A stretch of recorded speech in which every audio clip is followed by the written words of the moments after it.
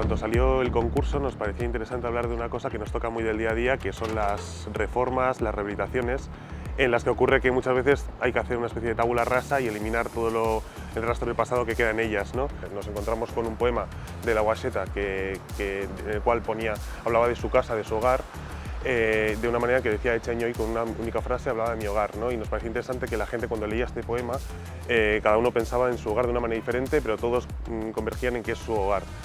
De esta manera queremos hacer algo parecido, ¿no? Traer una serie de objetos y escombros de distintas casas, de distintos lugares, y generar un único hogar reflejado en este pabellón. Lo que se ha intentado es que fuese todo reutilizable y no se generase ningún tipo de residuo, entonces todo esa base de elementos digamos de taller ha sido más que nada un montaje más que una propia obra.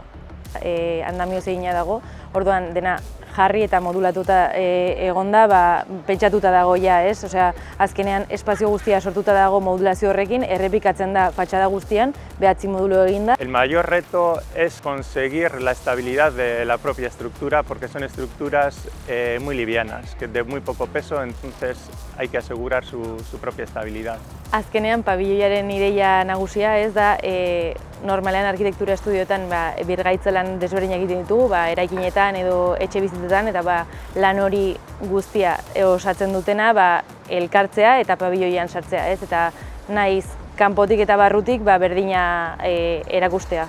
Arkitektura bizi-bizi dagoela Bilbon fazeta guztietan, eta Bienalaren pabelloi honegaz Bilbon parte daukagu eztabaida guzti hauetan, eta gonbidapena luzatzen diegula bilbotar guztiei bertoratzeko eta eztabaida guzti hauetan parte hartzeko.